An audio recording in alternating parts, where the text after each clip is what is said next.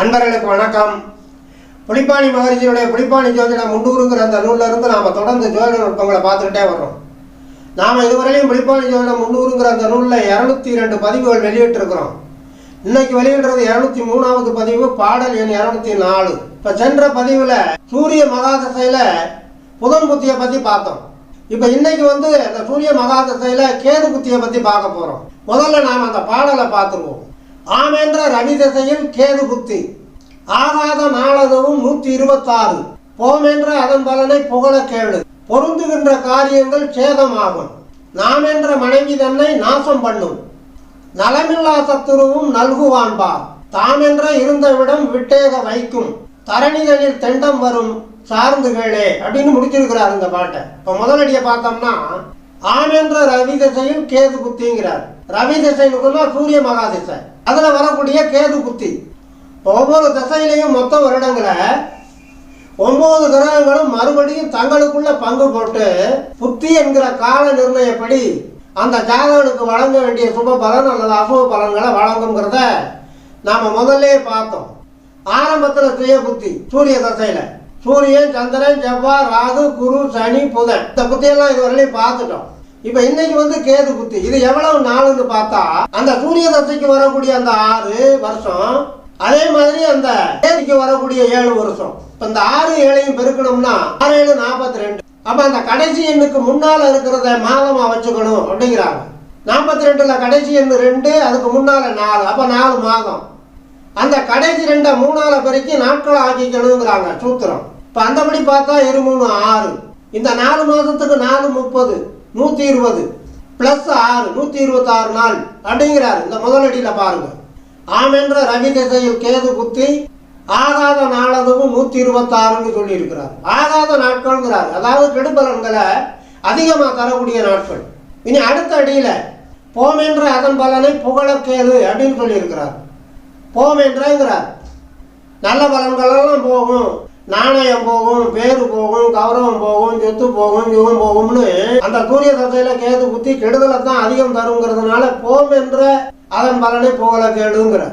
அதே அடியில 2வது வரியில சொல்லும் போது பொருந்துகின்ற காரியங்கள் சேதமாகுங்கிறார். பொருந்துகின்ற காரியம் ஒவ்வொரு பருவத்துக்கும் ஒவ்வொரு மனிதனுக்கு கிடைக்கக்கூடிய யோக பலாபலன்கள் கிடைக்கணும், சுப பலன்கள் கிடைக்கணும், நல்ல காரியம் நடக்கணும்.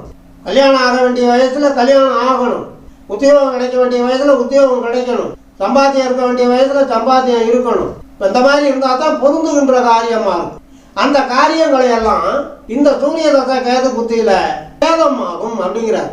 அப்ப அதெல்லாம் தடைப்படும், அல்லது ஏருக்கு மாறா நடக்கும், அல்லது பாதிப்புகளை உண்டாகும். அப்ப சூரிய தசையில கேது புத்தி வர்ற காலத்துல சுப காரியங்கள் எல்லாம் தள்ளி தள்ளி போகும் அப்படிங்கிறார். அடுத்து 3வது அடியில சொல்ற போது சொல்றாரு, நாம் என்ற மனைவி தன்னை நாசம் பண்ணும். அப்ப இல்லற துணை, வாழ்க்கை துணை அவங்களும் பாதிப்பை கொடுக்கும். ஒரு ஜாதகனுக்கு சூரிய தசையில கேது புத்தி நடந்தா அவனுடைய குடும்ப உறுப்பினர்கள் கூட பாதிக்கப்படுவாங்க. உற்ற துணையா இருக்கக்கூடியவங்க மனைவி, அவங்களுக்கு கண்டம் வரும், மரணம் வரும், அல்லது மரணத்துக்கு ஈடான கண்டங்களை கொடுக்கும் அப்படிங்கிறார். இதை தவிர அதே அடியில சொல்லும் போது நலமில்லா சத்துருவும் நல்குவான் பாருங்கிறார். சத்துரு பகைவன், ஜென்ம பகையா இருக்கிறவன் நல்குவான்னா என்னத்தை நல்குவான்? நல்குவான்னா கொடுப்பான்னு அர்த்தம். என்ன கொடுப்பான்? துன்பம் கொடுப்பான், துயரத்தை கொடுப்பான், அவமானத்தை கொடுப்பான், சிக்கலை கொடுப்பான், பிரச்சனையை கொடுப்பான், மன உளைச்சலை கொடுப்பான். அவனால ஏகப்பட்ட துன்பங்கள் துயரங்கள் வரும். அப்ப சூரிய தசையில கேது புத்தி நடக்கிற போது சத்துருக்களால வரக்கூடிய துன்பங்களை நாம சமாளிக்க தயாராகணும்னு அர்த்தம். கிருஷ்ணனை கண்டா தூர போகணும். அந்த நாட்கள்ல ஜென்ம பகையா தன்னை நினைக்கிறவனை பார்த்தாவே ஒதுங்கி போய்கிட்டே இருக்கணும். சாடமானே அவன் ஏதாவது சொல்லி வம்பெடுத்தான்னா நம்ம கண்டுக்காமையே போய்கிட்டு இருக்கணும் அப்படிங்கிறார். அடுத்த இறுதி அடியில சொல்லும் போது தாமென்ற இருந்த விடம் விட்டேக வைக்கும் அப்படின்னு சொன்னா தான் குடியிருந்த வீடு நிம்மதியை கொடுக்காது. சூரிய தசையில கேது புத்தி நடக்கிற காலத்துல வெளியில போயிட்டு நண்பர்களோட பழகிட்டு இருந்த சந்தோஷத்தெல்லாம் வீட்டுக்குள்ள நுழையிற போதே பிரச்சனைகள் இருக்கும், டென்ஷனை கொடுப்பாங்க, டார்ச்சரை கொடுப்பாங்க. அப்ப நிம்மதி இருக்காது. 126 நாள் நாம இதுவரையிலையும் இருந்த வீடு நாம எப்படி விட்டுட்டு போறதுன்னு இருந்தோம்னு சொன்னா செவனேன்னு இருக்கணும். வரக்கூடிய துன்பங்கள் பூரா தாங்கிக்கணும். அப்படி தாங்கிக்கிட்டா அந்த இடத்துல இருக்கலாம். இல்லைன்னா இருக்கிற இடமே நமக்கு மன உளைச்சலை கொடுக்கக்கூடிய இடமா இருக்கும் அப்படிங்கிறத நம்ம புரிஞ்சுக்கணும். பெரும்பாலும் தன்னுடைய ஜனன ஜாதகத்துல கேது பகவான் பாதகமான இடங்கள்ல, லக்னத்துக்கு மறைவிடங்கள்லயோ அல்லது அசுப கிரகங்களுடைய பார்வை சேர்க்கையிலேயோ அல்லது அசுப தானங்கள்லயோ இருந்துச்சுன்னு சொன்னா அந்த சூரிய தசை கேது புத்தி நடக்கிற காலத்துல ஜாதகனை ஒரு வாட்டி வளம் எடுக்கும் அப்படின்னு அர்த்தம். இதை தவிர அந்த இறுதி அடியில இறுதி வரியில முடிக்கிற போது தரணி தனி தெண்டம் வரும் சார்ந்து கேளுங்கிறார். நல்லா கவனமா கேளு. அந்த சூரிய தசையில கேது புத்தி நடக்கிற காலத்துல அந்த ஜாதகனுக்கு தேவையில்லாத தெண்டங்கள், விரயங்கள், நஷ்டங்கள் இதெல்லாம் ஏற்படும் அப்படிங்கிற.